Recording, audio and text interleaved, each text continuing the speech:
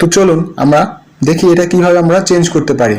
আমরা প্রথমে চলে গেলাম আমাদের mysejahtera, প্রথমে একদম মেনু যে বারটি, এই মেনু বারে চলে গেলাম mysejahtera। মেনু বারে ক্লিক করার পর উপরে চলে আসছে দেখেন হেল্প ডেস্ক, যে হেল্প ডেস্কটি রয়েছে সেখানে ক্লিক করলাম।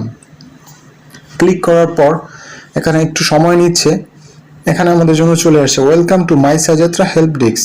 তো আমরা এখানে ক্লিক করে নিব স্টার্ট, আর স্টার্ট বাটনে ক্লিক করলাম।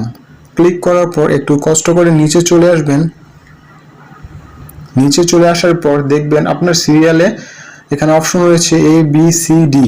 তো আমরা যে সি অপশনটি রয়েছে সেখানে একবার ক্লিক করব। এখানে রয়েছে I want to update my name, IC, passport, user ID or delete my account.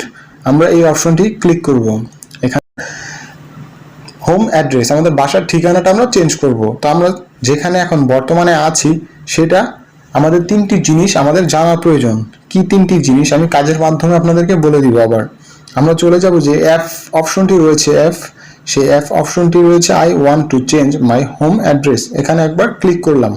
Click করার পর প্রথমে চলে আসছে স্টেট, তারপর নিচে চলে আসছে পোস্টকোড, তারপর রয়েছে হোম অ্যাড্রেস। এবার আমি স্টেট, আমি কোথায় আছি এখন, আমার স্টেটটা হলো কুয়ালালামপুর, ডব্লিউপি কুয়ালালামপুর। এটা আমি ক্লিক করে দিলাম। তারপর পোস্ট কোড, আমি যেখানে আছি সেটার পোস্ট কোড হচ্ছে 50470। এটা দেওয়ার পর হোম অ্যাড্রেস, এবার যে হোম অ্যাড্রেসটি রয়েছে তার নাম হচ্ছে ব্রেকফিল, আমি লিখলাম।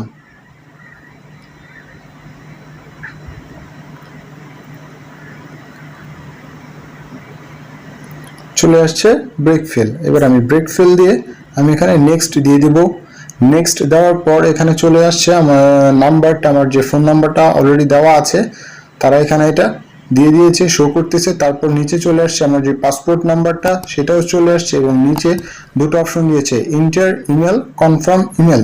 তো যে ইমেল অ্যাড্রেসটি আপনার মোবাইল ফোনে রয়েছে আপনার কাছে, যেটি আপনি ইউজ করতেছেন, ওই মোবাইল ফোন নাম্বারটা এখানে দিয়ে দিবেন এবং নিচে আরেকবার কনফার্মের জন্য সেই ইমেলটি পুনরায় আরেকবার সেখানে দিয়ে দিবেন এবং পুনরায় ভালোভাবে চেক করে নেবেন। দেওয়ার পর এখানে চলে আসছে I am not a robot. এখানে দেখতে পাচ্ছেন একটি ছোট একটি বক্স রয়েছে, সেখানে একটি ক্লিক করে দিবেন। আমি আমার ইমেলটি এখানে দিয়ে দিচ্ছি।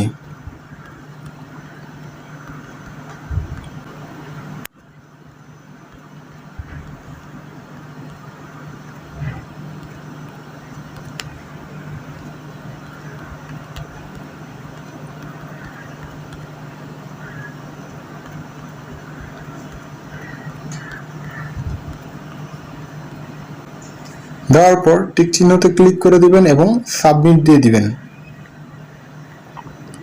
এখানে দেখতে পাচ্ছেন কিছু পিকচার চলে আসছে, এগুলো ভেরিফিকেশনের জন্য।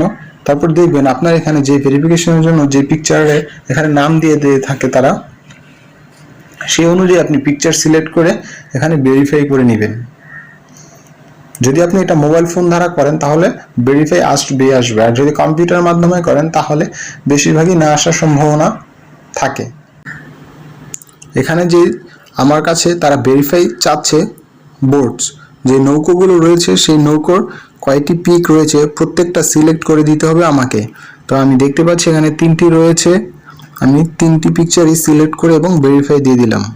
এবার দেখেন আমার এটা টিক চিহ্ন সবুজ চলে আসছে, তার মানে সবকিছু ঠিক আছে। এবার আমি সাবমিট দিয়ে দেব। ফোন নাম্বার, পাসপোর্ট নাম্বার, তারপর আপনার যে ইমেলটা আপনি ব্যবহার করছেন সেই ইমেলটা, আর যে ফোন নাম্বারটা আপনার কাছে বর্তমানে যে ফোন নাম্বারটা রয়েছে সেটা দিয়ে দিবেন, যাতে করে তারা যদি কল করে তাহলে আপনার সাথে যোগাযোগ করতে পারে। এবং তারা বেশিরভাগই মোবাইল ফোনে কল দেয় না, তারা আপনাকে ইমেলের মাধ্যমে আপনার সাথে যোগাযোগ করবে। তো আমাকেও তারা ইমেল পাঠিয়েছে, তো কিভাবে পাঠিয়েছে, কি পাঠিয়েছে আমি সেইটিও আপনাদেরকে এই ভিডিওর মাধ্যমে শেয়ার করব। দেখতে থাকুন।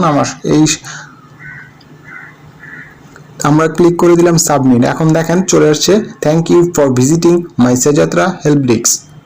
তো এটি দেওয়ার পর তারা আমার কাছে প্রায় 2 থেকে 3 ঘন্টা পর আমাকে একটি ইমেল পাঠালো, সেই ইমেলটিও আমি আপনাদের সাথে শেয়ার করছি। এখন আমি চলে যাব আমার ইমেলতে। আমার ইমেলে যাওয়ার পর এই যে তখন আমি যখন এই সাবমিটটি করি তখন আমাকে 2 থেকে 3 ঘন্টা পরে আমাকে একটা তারা ইমেল পাঠায়, dear user, thank you for connecting us and using mysejahtera, we have update your home address details as per your request.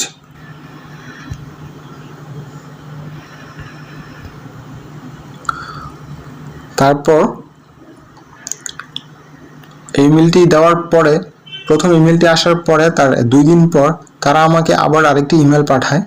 এই ইমেলটির মধ্যে এখানে দেখতে পাচ্ছেন, এই যে অপশনটি দেখতে পাচ্ছেন, তারা আমাকে একটি ইমেল দেয় 5 থেকে 7 দিনের মধ্যে তারা আমাকে আবার একটি মেল দিবে এবং আমার এটা কনফার্ম করে দিবে যে আমার এটা চেঞ্জ হবে কিনা। তো 5 থেকে 7 দিন আমার প্রয়োজন হয়নি। আমার যখন 3 দিন পর নিচে দেখতে পাচ্ছেন click to refresh your profile, এই যে রিফ্রেশ একটি অপশন রয়েছে, এখানে ক্লিক করলাম। এভাবে ক্লিক করতে থাকি আমি প্রতিদিন। যখনই একবার আমি এটার মধ্যে ওপেন করি, আমি মিনিমাম দিনে এটা প্রায় 10 বার ইউজ করি আমার এই অ্যাপসটি, তো তখনই আমি এখানে একবার রিফ্রেশ করি।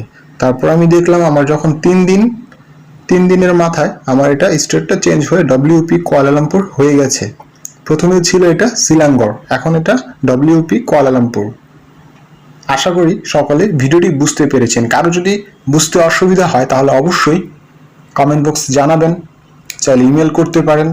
আশা করি ভিডিওটি সকলের কাছে ভালো লেগেছে। যদি ভালো লেগে থাকে অবশ্যই একটি লাইক করবেন, কমেন্ট করবেন এবং বন্ধুদের সাথে বেশি বেশি শেয়ার করবেন।